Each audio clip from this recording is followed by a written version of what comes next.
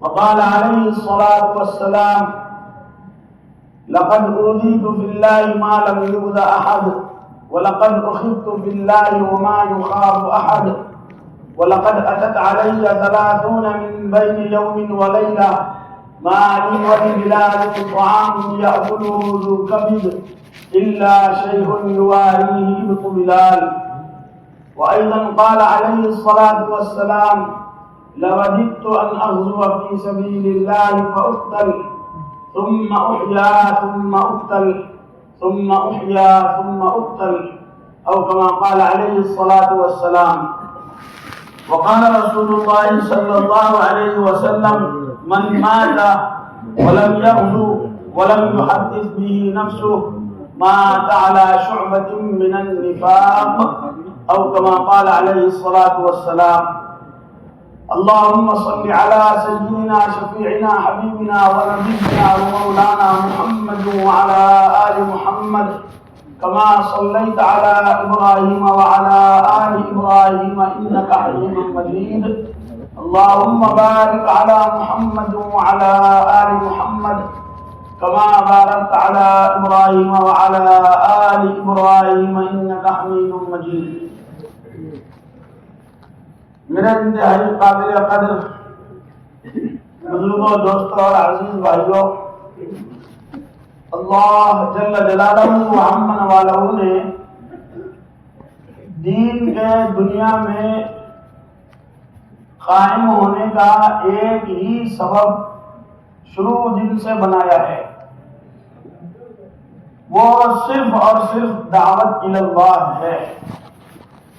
دعوت الی اللہ کی وجہ سے ہی دنیا میں اللہ کے احکام قائم ہوتے ہیں۔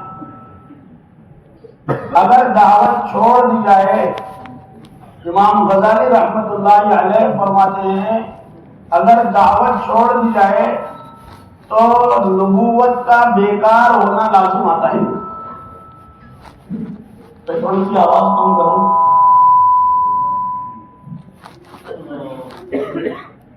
اگر دعوت چھوڑ دی جائے تو نبوت کا بیکار ہونا لازم آتا ہے، اور دعوت کی وجہ سے ہی دنیا میں فتنے اور فساد ختم ہوتے ہیں، آبادیاں ویران ہونے سے بچتی ہیں صرف اور صرف امر بالمعروف اور نہی عن المنکر کی وجہ سے۔ اگر نہیں امر بالمعروف اور نہی عن المنکر چھوڑ دیا جائے تو آبادیاں ویران ہو جائیں گی اور دنیا میں فساد عام ہو جائے گا اور ہر چیز فنا کی طرف چلنے لگے گی۔ تو اللہ تبارک و تعالیٰ کو دنیا میں فتنہ اور فساد پسند نہیں ہے۔ پسند ہے؟ تو بھائی پسند ہے؟ اللہ کو دنیا میں فساد پسند ہے؟ اللہ کو فساد پسند نہیں ہے۔ ان اللہ لا يحب الفساد فی الارض، اللہ تعالیٰ زمین میں فساد کو پسند نہیں کرتے۔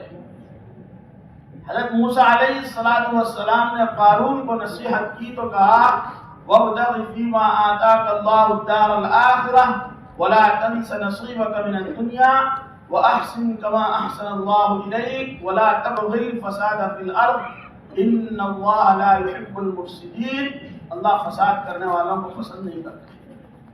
زکوٰۃ نہیں دیتا تھا قارون، زکوٰۃ نہ دینا بھی فساد دنیا میں مچانا ہے۔ تو یہ اللہ تبارک و تعالیٰ نے صاف کر دیا کہ اللہ تعالیٰ کو زمین میں فساد پسند نہیں ہے۔ اس لیے یہ فساد کو دور کرنے کے لیے اللہ تبارک و تعالیٰ انبیاء علیہ السلام کے مبارک سلسلے کو چلائے ہیں تاکہ زمین سے فساد ختم ہو۔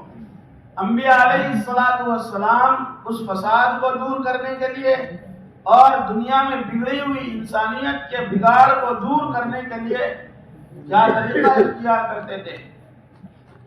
کیا فسادیوں کو آ کر کے زمین میں قتل کرتے تھے؟ کیا کرتے تھے؟ وہ ایک ایک کے پاس چل پھر کر کے دعوت دیتے تھے، ہر ایک کے پاس، جو ان کو مارتا تھا، جو ان کو محبت کی نظر سے دیکھتا تھا، جن کو ان سے محبت ہوتی تھی یا جن لوگوں کو انبیاء سے محبت ہوتی تھی، جن کو ان سے دشمنی ہوتی تھی، ایک ایک کے پاس جا کر کے دعوت دیتے تھے۔ یہ انبیاء علیہ السلام کا کام ہی دنیا میں مقصد بعثت اور آنے کی وجہ صرف اور صرف دعوت اللہ تھی۔ اللہ جل جلالہ و عمن والہ نے قرآن کریم میں جتنے انبیاء علیہ السلام کے تذکرے فرمائے ہیں، اسماعیل علیہ السلام کا ذکر کیا ہے، تو اللہ تعالیٰ نے قرآن میں ارشاد فرمایا وَاذْكُرْ فِي الْكِتَابِ إِسْمَاعِيلَ إِنَّهُ كَانَ صَادِقَ الْوَعْدِ وَكَانَ رَسُولًا نَبِيًّا وَكَانَ يَأْمُرُ أَهْلَهُ بِالصَّلَاةِ۔ اسماعیل علیہ السلام کیا کرتے تھے؟ اسماعیل علیہ السلام اپنے اہل و عیال کو نماز کا حکم کرتے تھے۔ نماز پڑھنا زمین سے فساد کو دور کرنا ہے۔ اللہ کے رسول صلی اللہ علیہ وسلم کو حکم دیا تو کہا وَأْمُرْ أَهْلَكَ بِالصَّلَاةِ، نبی جی آپ اپنے اہل و عیال کو نماز کا حکم کیجئے۔ اللہ تبارک و تعالی نے حضرت نوح علیہ السلام کا ذکر کیا، حضرت ابراہیم علیہ السلام کا ذکر کیا۔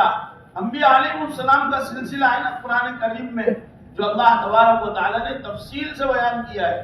وَاذْكُرْ فِي الْكِتَابِ إِبْرَاهِيمَ إِنَّهُ كَانَ صِدِّيقًا نَبِيًّا إِذْ قَالَ لِأَبِيهِ، ابراہیم علیہ السلام اپنے ابا کو دعوت دے رہے ہیں، یا ابتی انی قد جاءنی من العلم ما لم یأتک فاتبعنی اہدک صراطا سویا۔ ابا جی آپ میری بات مانیے، میرے پاس جو علم ہے وہ علم آپ کے پاس نہیں ہے، آپ میری بات مانیے، میں آپ کو سیدھا اور سچا راستہ دکھاؤں گا۔ یا ابتی لا تعبد الشیطان ان الشیطان کان للرحمن عصیا۔ ابا جی یہ بتوں کی پوجا مت کیجیے، یہ شیطان کی پوجا مت کیجیے، شیطان تو رحمان کا انتہائی نافرمان ہے۔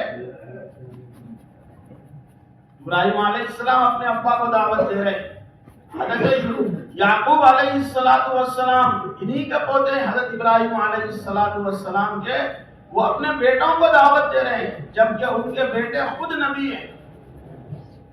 یوسف علیہ السلام نبی ہیں، بنیامین نبی ہیں، لیکن اپنے بیٹوں کو گھر کی تعلیم کے ذریعے سے دعوت دے رہے ہیں۔ ام کنتم شہداء اذ حضر یعقوب الموت، کیا تم اس وقت موجود تھے جب یعقوب علیہ السلام کی موت کا وقت آیا؟ اس وقت تم موجود تھے؟ اذ قال لبنی، جب انہوں نے اپنے بیٹوں کو جمع کر کے کہا، کیا کہا؟ ما تعبدون من بعدی، میرے بعد میرے بیٹو تم کس کی عبادت کرو گے؟ اب موت آ رہی ہے، تعلیم کا حلقہ لگا رہے گھر کے اندر، مرتے مرتے نبی تعلیم کا حلقہ لگا رہے ہیں بیٹوں کو جمع کر کے کہ میرا یہ عمل چھوٹنے نہ پائے، میرے بعد کس کی عبادت کرو گے؟ مجھے یہ فکر لگی ہوئی ہے، میری یہ فکر دور کر دو۔ ابراہیم یعقوب علیہ السلام کے بارے میں قرآن نے کہا ہے، جب یوسف علیہ السلام حضرت یعقوب علیہ السلام سے بچھڑا دیے گئے اور ان کے بھائیوں نے ان کو کنویں میں پھینک دیا اور آ کر کے جھوٹ موٹ ابا سے کہنے لگے بھیڑیا کھا گیا، تو اس دن سے جو رونا شروع کیا ہے، اتنا روئے ہیں، اتنا روئے ہیں، اتنا روئے ہیں، قرآن کریم نے کہا کہ وَبْيَضَّتْ عَيْنَاهُ، ان کی آنکھیں روتے روتے سفید ہو چکی تھی، نابینا ہو چکے تھے، اتنا روتے روتے گزارا ہے۔ جب یوسف علیہ السلام کی ملاقات ہوئی اور باپ بیٹے ایک دوسرے کے ساتھ مل گئے اور اپنے ابا کو بلا لیا مصر میں، تو ایک موقع پر حضرت یعقوب علیہ السلام سے کسی نے پوچھا کہ آپ یوسف علیہ السلام کے فراق میں اتنا کیوں روئے؟ کیا آپ کو اپنے رب پر یقین نہیں تھا؟ اتنا زیادہ رونا کہ آنکھیں سفید پڑ جائے، نابینا ہو جائے، یہ تو توکل کے خلاف ہے، یہ تو اللہ تبارک و تعالیٰ کی تقدیر پہ راضی نہ ہونے کی گویا کی علامت ہے، پھر آپ اتنا کیوں روتے تھے؟ یعقوب علیہ السلام نے جواب دیا، میں اپنے بیٹے کے گم ہونے پہ نہیں روتا تھا، میں اس لیے روتا تھا کہ اطراف کا جو ماحول ہے یہ سارا بت پرستی کا ماحول ہے. کہیں میرا بیٹا یوسف بت پرست کے ہاتھ لگ کر کے کہیں یہ اپنے باپ دادا کے دین کو چھوڑ نہ دیا ہو اور یہ نتیجے میں ہمیشہ ہمیشہ کی جہنم میں چلا گیا ہو، یہ خیال سے میں روتا رہتا تھا. مجھے چین کسی پہلو نہیں آتا تھا، اس وجہ سے میں روتا تھا. چنانچہ اپنے بیٹوں کو جمع کر کے پوچھ رہے ہیں ما تعبدون من بعدی، میرے بعد تم کس کی عبادت کرو گے؟ یہ یعقوب علیہ السلام کی دعوت ہے. اپنے بیٹوں کو جمع کر کے دے رہے ہیں کہ گھر کی تعلیم کا حلقہ، کہ یہ تمہارے اولاد کے مرد دم تک حفاظت کا واحد ذریعہ، واحد سبب ہے. حضرت یعقوب علیہ السلام کے گھر کی تعلیم اپنے بیٹوں کو جمع کر کے پوچھ رہے ہیں میرے بعد کس کی عبادت کرو گے؟ تو نتیجہ بھی قرآن کریم نے ذکر کیا ہے کہ جب یوسف علیہ السلام کی موت کا وقت آیا، ادھر یعقوب علیہ السلام کی موت کا وقت ذکر کر رہے ہیں، اپنے گھر کے اندر تعلیم کا حلقہ لگائے ہوئے ہیں، اور یوسف علیہ السلام کی موت کا وقت آ رہا ہے. اس وقت میں قرآن کریم کیا کہتا ہے؟ موت کے وقت یوسف علیہ السلام کیا دعا مانگ رہے ہیں؟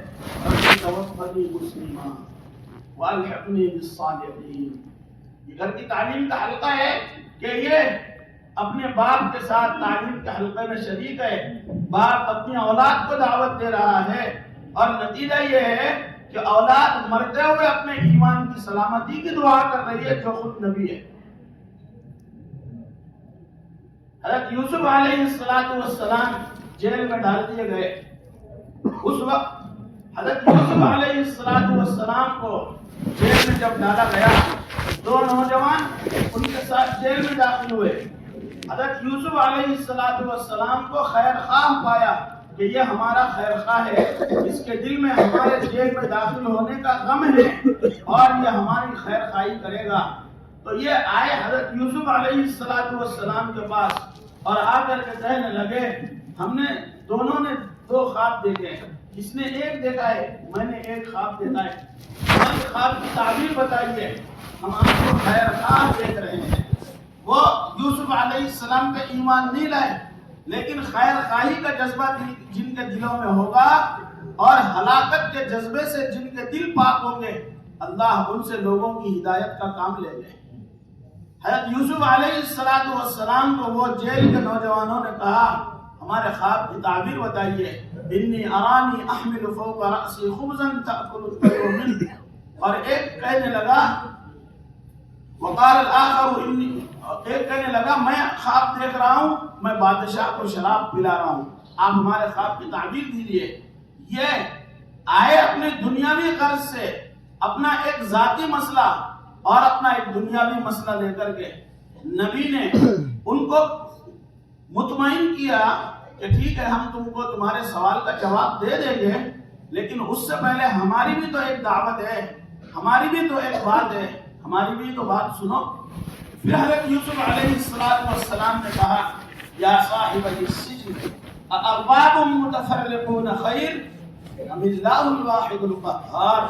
اے میرے جیل کے ساتھیوں، یہ متفرق معبودان باطلہ یہ بہتر ہیں یا ایک اکیلا اللہ جو زبردست ہے وہ بہتر ہے؟ جیل میں ہیں. حضرت یوسف علیہ السلام انفرادی دعوت دے رہے ہیں. حضرت یوسف علیہ السلام یعقوب علیہ السلام گھر میں ہیں، اپنے بیٹوں کے ساتھ تعلیم کر رہے ہیں. حضرت ابراہیم علیہ السلام اپنے باپ کو دیکھ رہے ہیں کہ ان کے وجہ سے پوری دنیا میں شرک سپلائی ہو رہا ہے. حضرت ابراہیم علیہ السلام اپنے باپ کو دعوت دے رہے ہیں. حضرت یعقوب علیہ السلام کے حضرت یعقوب علیہ السلام کے نسل کے اندر انبیاء کے سلسلے کو اللہ تبارک و تعالی نے چلایا. انبیاء علیہ السلام کا تذکرہ کیا ہے تو اللہ تعالی نے حضرت سلیمان علیہ السلام کا ذکر کیا، حضرت داؤد علیہ السلام کا ذکر کیا، حضرت موسیٰ علیہ السلام کا ذکر کیا. تسلسل کے ساتھ مسلسل 28 پاروں میں حضرت موسیٰ علیہ السلام اور فرعون کا ذکر کیا ہے کہ فرعون کو جا کر کے دعوت دے رہے ہیں. ادھر بنی اسرائیل کی تربیت میں مشغول ہیں اور ان کو اللہ کے احکام پر لا رہے ہیں. دوستو بزرگوں، میں نے عرض کی ایک بات کہ دین کے دنیا میں قائم ہونے کا اور دنیا سے فتنے اور فساد کے ختم ہونے کا واحد ذریعہ دعوت اللہ ہے۔ اگر دعوت چھوڑ دی جائے گی تو گھر کے اندر، میری اپنی ذات کے اندر اللہ تبارک و تعالیٰ کی ذات عالی کا یقین اٹھ جائے گا۔ اگر دعوت چھوڑ دی جائے، اولاد کے اندر سے دین نکل جائے گا۔ اگر دعوت چھوڑ دی جائے، ازواج بیویوں کے اندر سے دین نکل جائے گا، دنیا کی محبت دلوں کے اندر آ جائے گی، اور پھر آخرت سے غافل ہو کر کے آدمی اپنی دنیا کو بنانے اور سنوارنے میں لگ کر کے اللہ کے احکامات کو ضائع کرتا چلا جائے گا۔ یہ یقینی بات ہے، اس پر کسی دلیل کو لانے کی اور کسی طریقے کی کوئی منطقی دلیل سمجھانے کی کوئی ضرورت نہیں ہے۔ بالکل 2 اور 2 4 کی طرح صاف ہے کہ جب دعوت آئے گی دین آئے گا، اور جب دعوت چلے جائے گی دین زندگیوں سے رخصت ہو جائے گا۔ حضرت یوسف علیہ السلام جب تک بقید حیات تھے انفرادی دعوت کے ذریعے سے لوگوں کی اصلاح کر رہے تھے، لیکن جب یوسف علیہ السلام دنیا سے چلے گئے، ان کے بھائی دنیا میں باقی رہ گئے، تو جیسے بنی اسرائیل کے خاندان کے علاوہ جو مصر میں رہنے والے لوگ تھے، قبطی فرعون کی نسل کے اور دوسری نسلوں کے لوگ تھے، جیسے وہ دنیا پہ مرتے تھے، جیسے وہ رشوت اور سود کھاتے تھے، جیسے ان کے اندر اللہ کی نافرمانی اور اللہ کے احکام کی بغاوت تھی، جب دعوت یوسف علیہ السلام کے بھائیوں کی زندگیوں سے نکلی تو ان کے اندر بھی وہ سارے بیماریاں اور جراثیم پیدا ہو گئے جو ان کے علاوہ دوسرے خاندانوں میں مسلم میں پائے جاتے تھے۔ نتیجہ کیا ہوا؟ اللہ تبارک و تعالیٰ نے ان کی بدعمالیوں کی وجہ سے ان کے اوپر فرعون کو مسلط کیا، اور کوئی وجہ نہیں تھی۔ ان کے اوپر فرعون کو مسلط کرنے کی وجہ کیا تھی؟ کہ یہ دنیا پہ ایسے مرتے تھے جیسے بنی اسرائیل کے خاندان کے علاوہ دوسرے لوگ مرتے تھے، جیسے وہ لوگوں کے اوپر ظلم کرتے تھے ویسے یہ ظلم کرتے تھے۔ کیوں؟ دعوت نکل گئی زندگیوں کے اندر سے، ایک دوسرے کو سمجھانا چھوڑ دیا۔ لعن الذین کفروا من بنی اسرائیل علی لسان داؤد وعیسی ابن مریم ذلک بما عصوا وکانوا یعتدون۔ بنی اسرائیل پہ لعنت کیوں کی گئی؟ حالانکہ قرآن کریم میں پہلے پارے میں 3 جگہ قرآن نے کہا ہے انی فضلتکم علی العالمین، بنی اسرائیل میں نے تم کو عالمین پر فضیلت دی۔ 3 جگہ کہا ہے تمام عالموں پر فضیلت اور برتری جس قوم کو دی گئی تھی، پھر اس قوم کے اوپر یہ حالات کیوں آئے کہ اللہ تبارک و تعالیٰ نے قرآن پاک میں ارشاد فرمایا ہے یذبح ابناءہم ویستحیی نساءہم، کہ یہ ان کے نبینہ اولاد کو، ان کے لڑکوں کو ذبح کرتا تھا اور ان کی بچیوں کو زندہ رکھتا تھا۔ روایت میں ہے، تاریخ کی کتابوں میں ہے، بنی اسرائیل کے اوپر جب فرعون کا تسلط ہوا اور اس کو پتا چلا کہ بنی اسرائیل میں ایک بچہ تیری حکومت کے خاتمے کا سبب بننے والا ہے، تو اس نے حکم دیا کہ بنی اسرائیل میں پیدا ہونے والے ہر بچے کو اس کی ماں کی گود میں ذبح کر دیا جائے۔ شقاوت اور سخت دلی، پتھر دلی، ماں کی گود میں بچے کو ذبح کر دیا جاتا تھا۔ 10 سال بچوں کو ماں کی گود میں ذبح کیا گیا۔ روایت میں جب بنی اسرائیل کی کوئی عورت حاملہ ہوتی تھی اور اس کی ولادت اور ڈیلیوری کا وقت قریب آتا تھا، وہ ایک گھر کے اندر گڈھا کھودتی تھی اور اس گڈھے کے اندر جا کے ڈیلیوری کرتی تھی۔ اگر لڑکا ہوتا تو اپنے ہاتھ سے ماں اس مٹی کو ڈھانپ کر کے اوپر آتی تھی، اور لڑکی ہوتی تو لڑکی کو اوپر لے کر کے گڑا ڈھانپ دیا جاتا تھا۔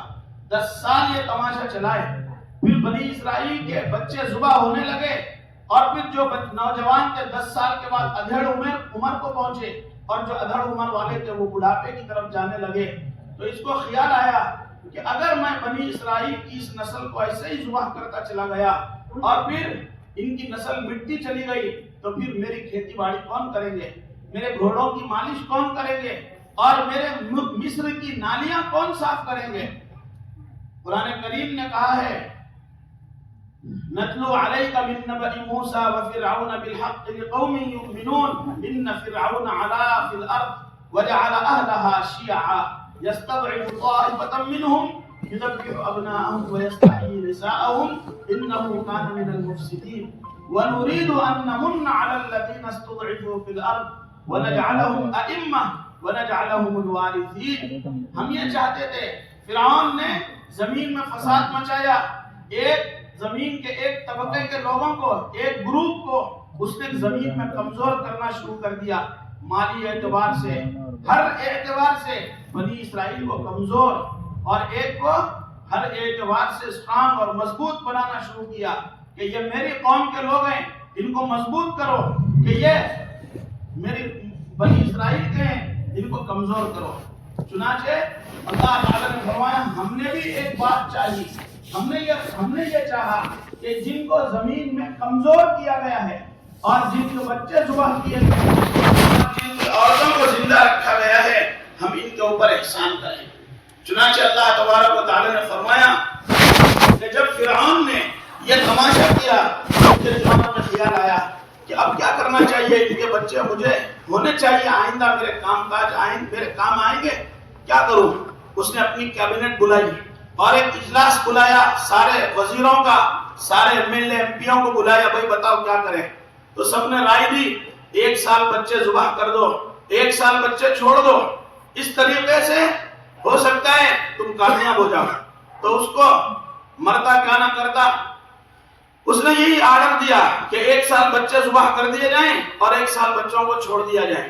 اللہ ہے, اللہ قادر مطلق ہے, اپنے ارادے میں ساری دنیا ان کی محتاج ہے. اللہ تعالیٰ جو چاہتے ہیں کر کے رہتے ہیں.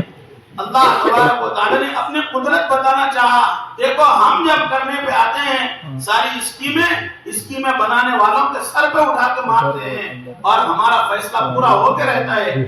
چنانچہ جب بنی اسرائیل کو بچے ذبح کر 1 سال بچے ذبح کرو, 1 سال بچے چھوڑ دو, یہ 10 سال تک پھر یہ تماشا چلا.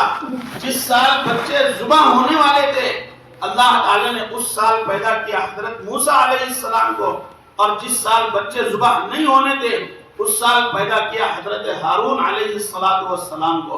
ہم کریں گے, ہم پار کے بتائیں گے, ہم اللہ ہیں, ہم جو چاہتے ہیں کر کے رہتے ہیں. تم اسکیمیں بناتے رہو, تم منصوبے بناتے رہو, ہمارا چاہا ہوا پورا ہوتا ہے. اذا اراد شيئا ان يقول له كن فيكون, ہم صرف کن کہتے ہیں وہ ہو جاتا ہے. اور کن یہ بھی کہنے کے ہم محتاج نہیں ہیں. کبھی یہ سمجھنے لگو کہ اللہ کے اندر اتنی تو احتیاج ہے, اللہ تو کن کہنے کے بھی محتاج ہیں. وہ کن وہ بھی تمہیں سمجھانے کے لیے کہا ہے, ورنہ ہم کن کہنے کے بھی محتاج نہیں ہیں. اللہ کا ارادہ ہی اس کا عمل ہے.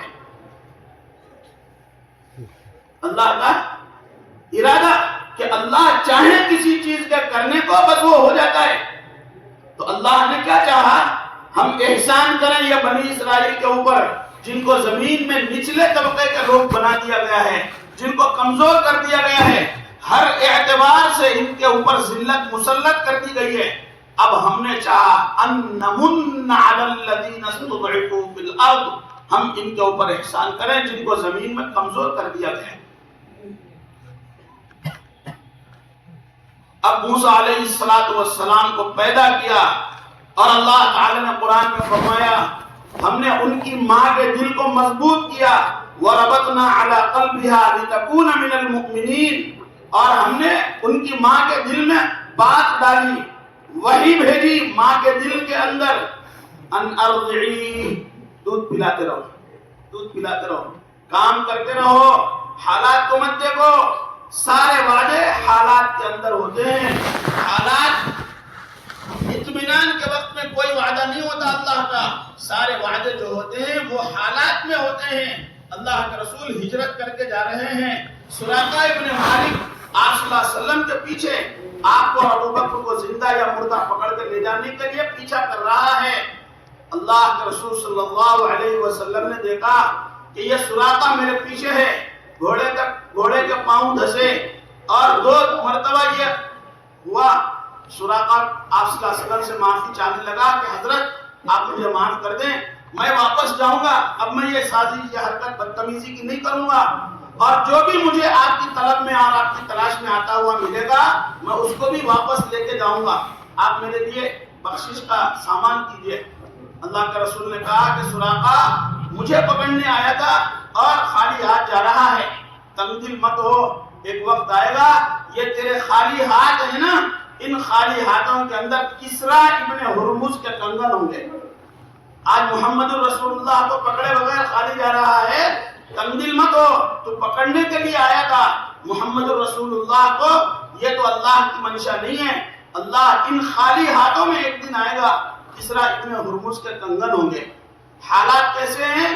چھپ چھپ کے جا رہے ہیں مکہ مکرمہ سے اور جان کا خوف لاحق ہے، کھانے کے لیے راستے میں توشہ کچھ ساتھ نہیں ہے، اور پھر خوف کے عالم میں جا رہے ہیں کہ بظاہر خود کی زندگی بچانا مشکل نظر آ رہا ہے، لیکن حالات کے اندر اللہ تبارک و تعالیٰ کے وعدے ہوتے ہیں۔ تو اللہ تعالیٰ نے موسیٰ علیہ السلام کی ماں کے دل میں بات ڈالی، دودھ پلاتے رہو، کام کرتے رہو، جس حال کی وجہ سے کام چھوڑ دو گے اللہ اس سے برے حال میں مبتلا کریں گے۔ اس لیے حالات آتے ہیں کام کی رفتار کو بڑھانے کے لیے، اللہ تعالیٰ نے حکم دیا ان ارضعی، دودھ پلاتی رہو۔ فَإِذَا خِفْتِ عَلَيْهِ، جب تمہیں اپنے بچے پہ ڈر محسوس ہو، فَأَلْقِيهِ فِي الْيَمِّ، اس کو یم کسے کہتے ہیں؟ اس نہر کو یم کہتے ہیں، ایک کنارے پہ ٹھہرے تو دوسرا آخر کا کنارہ نظر نہ آئے۔ وہ سمندر کے اندر یا بہتی ہوئی نہر کے اندر جس کے موج کے تھپیڑے دل کو ہیبت میں مبتلا کر دیتے ہیں، یہ سمندر میں تم ڈال دو اس کو، اس بچے کو تم ڈالو۔ اللہ اکبر، کیا اللہ تعالیٰ کے حکم ہے۔ اللہ تبارک و تعالیٰ نے قرآن میں فرمایا، ہم نے ان کی ماں کے دل میں یہ بات ڈالا، فَأَلْقِيهِ فِي الْيَمِّ وَلَا تَخَافِي وَلَا تَحْزَنِي إِنَّا رَادُّوهُ إِلَيْكِ، اس بچے کو ہم تمہاری طرف لوٹا کے رہیں گے، اور اس بچے کو ہم نے اپنا رسول بنایا ہوا ہے، تم ڈرو مت، تم اس بچے کو ڈال دو سمندر کے اندر۔ بچے کو ڈالا، اللہ تبارک و تعالیٰ نے قرآن پاک میں ارشاد فرمایا، اس بچے کو وہ ہلاکت والی موجوں سے اٹھایا اور ہم نے موسیٰ علیہ السلام کو فرعون کے دربار میں پہنچایا۔ فرعون کے سامنے صندوق کھولا گیا، اس نے موسیٰ علیہ السلام کو دیکھا، اس کی زبان سے غیر ارادی طور پہ، وہ جان بوجھ کے نہیں بولا، دھڑلے سے اس کے منہ سے نکلا، انہو قاتلی، یہی ہے مجھے قتل کرنے والا۔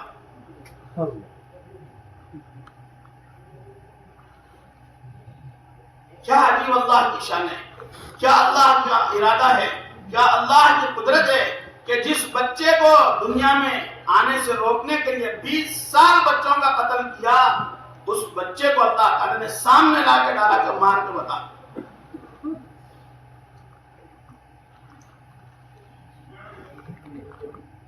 اب فرعون کی بیوی صاحبہ وہ کہہ رہی ہے عَسَىٰ أَن يَنفَعَنَا أَوْ نَتَّخِذَهُ وَلَدًا، اس سے ہمیں نفع ہوگا، فکر مت کر، یا ہم اس کو اپنا بچہ بنائیں گے، فکر مت کر۔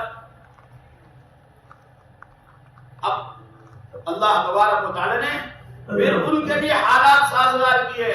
اللہ تبارک و تعالیٰ نے قرآن میں فرمایا وَحَرَّمْنَا عَلَيْهِ الْمَرَاضِعَ، دودھ پلانے والیاں ساری ہم نے موسیٰ علیہ السلام سے دور کر دی، حرام کر دیا۔ موسیٰ علیہ السلام کسی کا دودھ پیتے ہی نہیں تھے، ایک دن گزر گیا، 2-3 دن مسلسل گزر گئے، بچہ دودھ ہی نہیں پی رہا ہے۔ اب فرعون خود دودھ کا انتظام کر رہا ہے کہ بھئی کہیں سے پکڑ کے لاؤ۔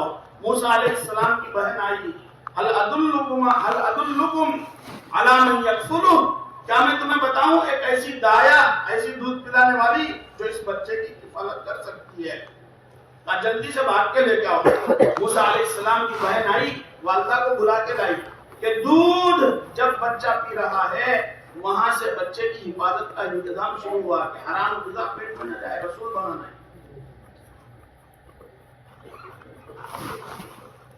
ہمارے حضرت کہتے ہیں نا مرکز میں لقمان سمندر ہے اور خیالات اس کے موتی ہیں، کہ جیسا لقمہ پیٹ میں جائے گا خیالات ویسے ہی پیدا ہوں گے۔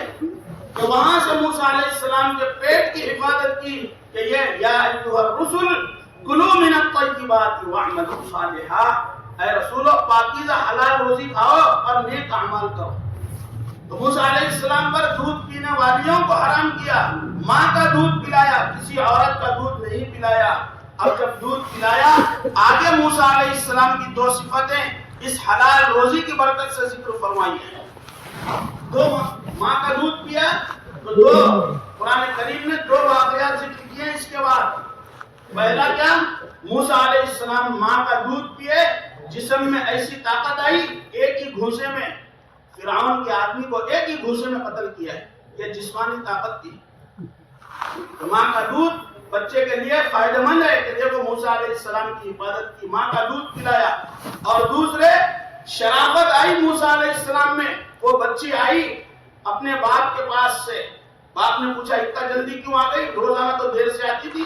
کہ نہیں، آج کسی احسان کرنے والے نے احسان کر کے ہماری بکریوں کو سیراب کیا، پانی پلایا، ہم جلدی آ گئے۔ کہ نہیں، وہ اجنبی ہے، بلا کے لاؤ۔ لڑکی اکیلی آئی ہے۔ موسیٰ علیہ السلام نے کہا پیچھے چل، میرے پیچھے چل، سامنے نہیں چلنا، پیچھے چل۔ کہ ماں کا دودھ پیا ہے۔ یہ دودھ صرف دودھ نہیں ہوتا، وہ دودھ شرافت بھی لاتا ہے، خباثت بھی لاتا ہے۔ دودھ خبیث ہو، دودھ پینے والا خبیث بنتا ہے۔ دودھ شریف ہو، دودھ پینے والا شریف بنتا ہے۔ بہرحال میرے دوستوں بزرگوں بھائیوں، اللہ جل جلالہ و عم نوالہ نے انبیاء علیہ السلام کے واقعات ذکر کیے کہ موسیٰ علیہ السلام فرعون کے پاس، جس کے پاس پرورش پائیں، اس کو دعوت دے رہے ہیں کہ تو اپنے رب پہ ایمان لا، میرے ساتھ بنی اسرائیل کو چھوڑ دے، دنیا پر ظلم مت کر۔ موسیٰ علیہ السلام کو دھمکی دی جا رہی ہے، مارا جا رہا ہے، اور پھر مقابلے کی دعوت دی جا رہی ہے۔ سارے حالات کو برداشت کیا اور پھر دعوت کے اوپر جمتے رہے۔ اللہ تبارک و تعالی نے حضرت موسیٰ علیہ السلام کے ذریعے سے اس زمانے کا جو سب سے بڑا باطل تھا، اللہ تبارک و تعالی نے اس کو ہلاک کر کے دکھایا کہ جب دعوت وجود میں آتی ہے، دنیا میں ہم جھاڑو پھیرتے ہیں، فسادیوں کے فساد سے دنیا کو خالی کرتے ہیں، اور دنیا میں اصلاح کا کام ہوتا ہے، اور لوگ اللہ کے مطیع اور فرما بردار بن جاتے ہیں۔ دنیا ساری اچھائیوں سے بھر جاتی ہے، برائیاں مغلوب ہو جاتی ہے، اور لوگ بھائی بھائی بن کر کے دنیا میں امن آتا ہے، دنیا میں سکون اور چین، راحت اور مسرتیں آتی ہیں۔ یہ دعوت کی وجہ سے ہوتا ہے۔ چنانچہ میرے دوستو بھائیو، اللہ کے رسول صلی اللہ علیہ وسلم دنیا میں تشریف لائے تو قرآن کریم نے ارشاد فرمایا ہے کہ آپ صلی اللہ علیہ وسلم کو مکہ مکرمہ کے اندر، مدینہ منورہ کی زندگی میں اللہ تبارک و تعالی نے لوگوں کے درمیان چلنے پھرنے کا حکم دیا، اور حکم دیا وَأَنذِرْ عَشِيرَتَكَ الْأَقْرَبِينَ، اپنے قریبی رشتہ داروں کو ڈراؤ، قریبی رشتہ داروں کو ڈراؤ۔ چنانچہ آپ صلی اللہ علیہ وسلم نے صفا پہاڑی پر چڑھ کر کے پورے مکے والوں کو جمع کیا کہ بھائی آؤ، تم سب کو جوڑا گیا ہے۔ بلا کے ایک سوال کیا، میں نے تمہارے درمیان 40 برس زندگی گزاری ہے، تم نے میرا بچپن بھی دیکھا ہے، تم نے میری بے داغ جوانی بھی دیکھی ہے، اور تم اب میرے ادھیڑ عمر کو بھی دیکھ رہے ہو۔ تم نے مجھے اس پوری 40 سالہ زندگی میں تم نے مجھے کیسا پایا ہے؟ کہ داعی اپنی زندگی کو جب صاف ستھری گزارے گا تو مدعو اس کی بات سے قریب ہوں گے۔ بات پیش کرنے سے پہلے ذات پیش کیا کرو۔ لوگ پہلے ذات کو دیکھتے ہیں، پھر اس کے بعد بات کو دیکھتے ہیں۔ اللہ کے رسول صلی اللہ علیہ وسلم نے پوچھا بھائی میں کیسا ہوں؟ اگر میں تم سے یہ کہوں یہ پہاڑی پر جس پر میں کھڑا ہوا ہوں، اس پہاڑی کے پیچھے میں دونوں طرف دیکھ سکتا ہوں، ادھر بھی ادھر بھی، تم صرف مجھے دیکھ سکتے ہو، ادھر نہیں دیکھ سکتے، کیوں؟ یہ پہاڑ بیچ میں آڑ ہے۔ میں تم سے اگر یہ کہوں اس کے پیچھے ایک لشکر چھپا ہوا ہے، تمہارے اوپر حملہ کر کے تم سب کو غارت کرنا چاہتا ہے، میری بات مان لو گے؟ میں کہا ما جربناک الا صدقا، کبھی آپ کو جھوٹ بولتے ہوئے نہیں دیکھا ہے، آپ بولیں گے آپ کی بات مانیں گے۔ تو آپ صلی اللہ علیہ وسلم نے فرمایا جب تم مجھے سچا مانتے ہو اور میری بات کی تصدیق کرتے ہو، میری بات پہ تمہیں اعتماد ہے، تو یہ حملہ تو کوئی نہیں ہے۔ اگر تم نے میری بات نہ مانی تو تم اس سے بڑی مصیبت میں پھنسو گے، جہنم کا ایندھن بنو گے۔ میری بات مان لو، لا الہ الا اللہ کہو، تم کامیاب ہو جاؤ گے۔ کس نے پتھر مارا، کس نے گالی دی، کس نے برا بھلا کہا؟ جس نے آپ صلی اللہ علیہ وسلم کی پیدائش پر خوشی منائی تھی، آپ صلی اللہ علیہ وسلم کی خوشی کی ولادت کی اطلاع ملی، اپنی باندی کو آزاد کرنے والا، اپنے گلے کا ہار اتار کے دینے والا ابو لہب، اس نے گالی دی آپ صلی اللہ علیہ وسلم کو۔ اس لیے جمع کیے تھے آپ نے، آپ ہم کو اس لیے بلائے تھے یہاں پر، آپ کے ہاتھ ٹوٹ جائے، العیاذ باللہ۔ ابو لہب نے آپ صلی اللہ علیہ وسلم کو گالی دی۔ دوستو بزرگو، یہ آپ صلی اللہ علیہ وسلم کے قلب مبارک پر سب سے پہلی چوٹ تھی جو دعوت کی نسبت پر آپ صلی اللہ علیہ وسلم کو برداشت کرنا پڑا۔ سب سے پہلی چوٹ آپ صلی اللہ علیہ وسلم کے گھر کے لوگوں سے آپ صلی اللہ علیہ وسلم کو ملی۔ آپ صلی اللہ علیہ وسلم کو حکم ہوا، آپ مکے والوں کو بھی ڈراؤ اور سارے عالم کو بھی اللہ تعالیٰ کا پیغام پہنچاؤ۔ جو کچھ آپ کی طرف نازل کیا جا رہا ہے اس کی تبلیغ کرو، اس کی تبلیغ کرو۔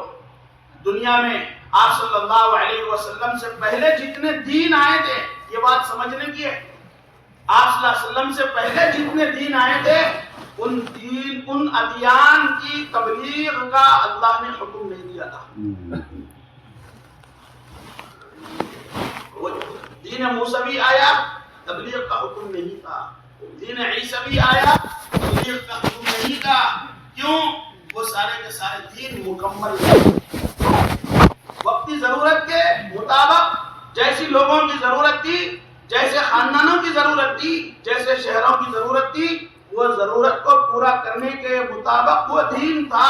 اس لیے ان دینوں کو دنیا میں تبلیغ کا حکم تھا ہی نہیں، بلکہ بعض مرتبہ انبیاء علیہ السلام کے پاس دوسرے قبیلے کے لوگ آئے اور انہوں نے آ کر کے اپنے مقدمے پیش کیے، تو انبیاء نے حضرت عیسیٰ علیہ السلام کے بارے میں ایک عورت آئی، آ کر کے اس نے عیسیٰ علیہ السلام سے شکایت کی، میں بیت المقدس کے جنگلوں میں بکریاں چرا رہی تھی، بنی اسرائیل کے بھی کچھ بچے وہ بھی بکریاں چرا رہے تھے، انہوں نے میری بکریوں کے ریوڑ میں سے بکریاں چرا کر کے اپنے ریوڑ میں ڈال دیے، آپ میرا انصاف کیجئے اور میری بکریاں مجھے دلائیے۔ حضرت عیسیٰ علیہ السلام نے پوچھا، کیا تو بنی اسرائیل کی ہے؟ کیا تو بنی اسرائیل کی ہے؟ اس نے کہا نہیں، میں بنی اسرائیل کی نہیں ہوں۔ عیسیٰ علیہ السلام نے اس کو جھڑکی دی، اے کمینی، کیا تو مجھ سے اللہ کی نافرمانی کرانا چاہتی ہے؟ میں صرف بنی اسرائیل کے لیے بھیجا گیا ہوں، میں تیرا فیصلہ نہیں کر سکتا، چلی جا یہاں سے۔ کہ عیسیٰ علیہ السلام نبی ہیں، اولو العزم رسولوں میں سے ہیں، لیکن غیر بنی اسرائیل کا فیصلہ کرنے کا بھی ان کو حق نہیں ہے کہ آپ صرف بنی اسرائیل کے نبی ہیں۔ تو دوستو بزرگوں، سوچنے کی بات ہے کہ اللہ تبارک و تعالی نے جو دین مجھے اور آپ کو دیا ہے، اس دین کی تبلیغ کا قیامت تک آنے والے آخری انسان کو حکم ہے کہ اس دین کی تبلیغ تم کو کرنا ہے، اس دین کو آگے پہنچانا ہے، اس دین کی دعوت تمہارے ذمہ لازم ہے۔ چنانچہ میرے بھائی، اس امت کی نجات اپنی ذات سے دین پر چلنے میں نہیں ہے کہ میں اپنی ذات سے دین پر چل لوں اور میں اپنی ذات سے اپنی فکر کر لوں اور لوگوں سے، ماحول، معاشرے سے، اطراف و جوانب سے میں اپنی آنکھیں موند لوں اور لوگوں کی فکر نہ کروں اور لوگ چاہے کچھ بھی ہوتے رہے، تو یہ اللہ کے عذاب میں مبتلا اور گرفتار ہونے والا ہے جو اپنے آپ کو دعوت کے میدان سے پیچھے ہٹائے ہوئے۔ اس امت کے ذمہ لازم کیا گیا ہے کہ تم لوگوں کو جا کر کے ہاتھ پکڑ کے کھینچ کے لاؤ، ان کو تم نیکی پر مجبور کرو اور ان کو برائی سے روکنے کے اوپر تم اصرار کرو، ورنہ اگر تم نے امر بالمعروف اور نہی عن المنکر چھوڑا، یہ کتنی تاکید ہے۔ فضائل تبلیغ میں ہم ایک روایت پڑھتے ہیں حضرت عائشہ رضی اللہ عنہا کی، اللہ کے رسول صلی اللہ علیہ وسلم کی حالت ذکر کر رہی ہے امی جان حضرت عائشہ رضی اللہ عنہا۔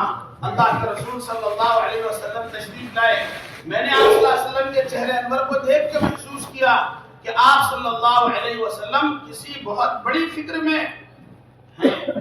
آپ صلی اللہ علیہ وسلم نے کسی سے کوئی بات چیت نہیں کی، وضو فرمایا، مسجد تشریف لے گئے، منبر پر کھڑے ہو کر کے آپ صلی اللہ علیہ وسلم نے کیا کہا؟ اے لوگو، مرو بالمعروف ونہوا عن المنکر، اچھائیوں کا حکم دو، برائیوں سے روکو، قبل ان تدعوا فلا اجیب لکم، اس سے پہلے کہ تم دعا مانگو میں تمہاری دعائی قبول نہ کروں۔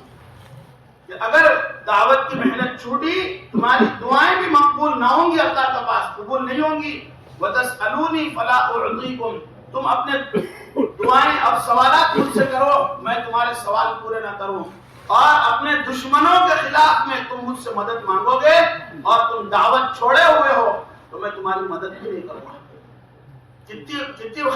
کتنی بڑی بات آپ صلی اللہ علیہ وسلم نے، کتنی بڑی نصیحت فرمائی ہے کہ تمہاری دعاؤں کا قبول ہونا اور تمہارے سوالات کا پورا ہونا اور تمہارے اپنے دشمنوں کے خلاف اللہ کی تمہاری مدد اور نصرت کا ہونا، یہ صرف امر بالمعروف اور نہی عن المنکر پر موقوف ہے۔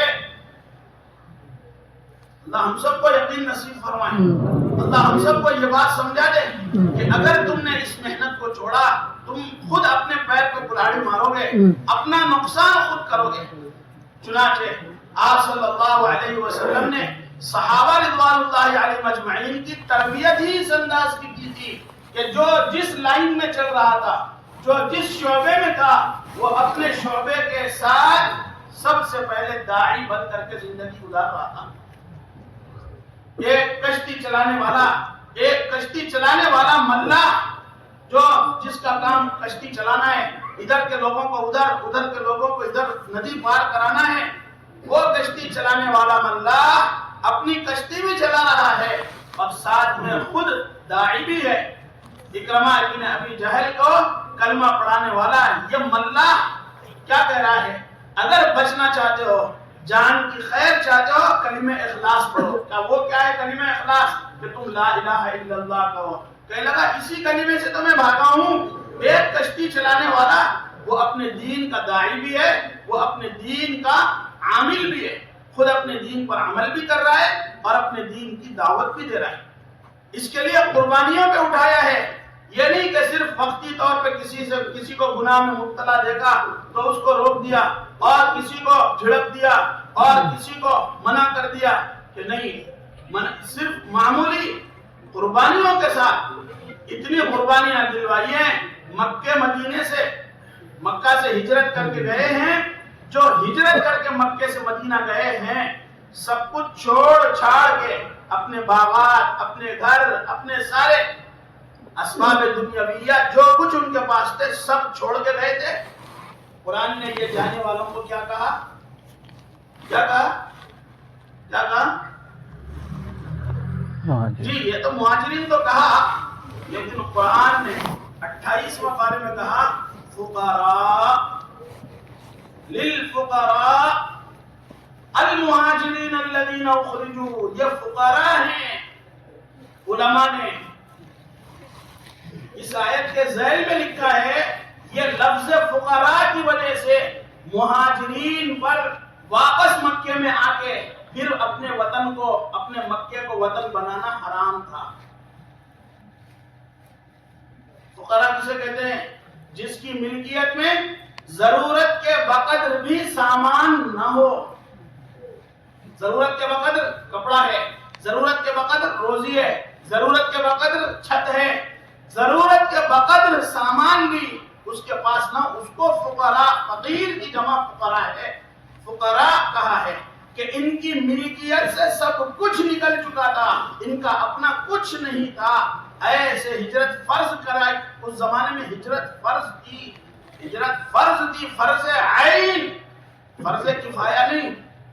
جب ہجرت فتح مکہ سے پہلے، مکہ مکرمہ فتح ہوا نا، اس سے پہلے تک ہجرت کیا تھی؟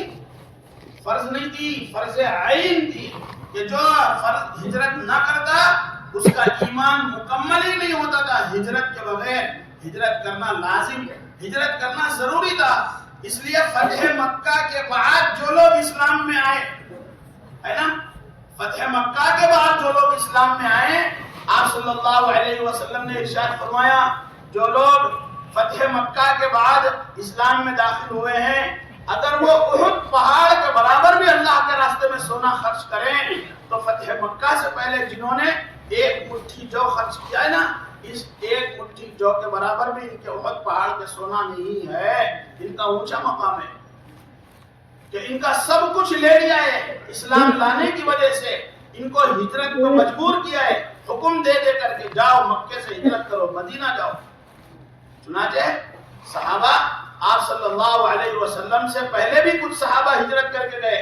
حضرت مصعب بن عمیر رضی اللہ عنہ، مکے کا شہزادہ اور مکے کے ناز و نعمت میں پلا ہوا نوجوان، کہ مکے کی گلیوں سے گزر جائے تو پھر اس کی خوشبوؤں سے گلی معطر ہو جائے، اور پھر اس کے کپڑے کو دیکھنے کے لیے نوجوان لڑکیاں اپنے دریچوں اور اپنے کھڑکیوں سے جھانکے کہ مصعب بن عمیر نے کون سے کپڑے خریدے ہیں اور کیسا وہ کپڑوں کو زیب تن کیا ہے، ان کی اداؤں کو دیکھنے کے لیے مکے کے رئیس ان پر فخر کیا کرتے تھے، یہ مصعب بن عمیر ہے۔ اللہ کے رسول صلی اللہ علیہ وسلم نے دعوت کی آواز لگائی، ایمان قبول کرنے والے سابقین میں حضرت مصعب بن عمیر رضی اللہ عنہ ہے۔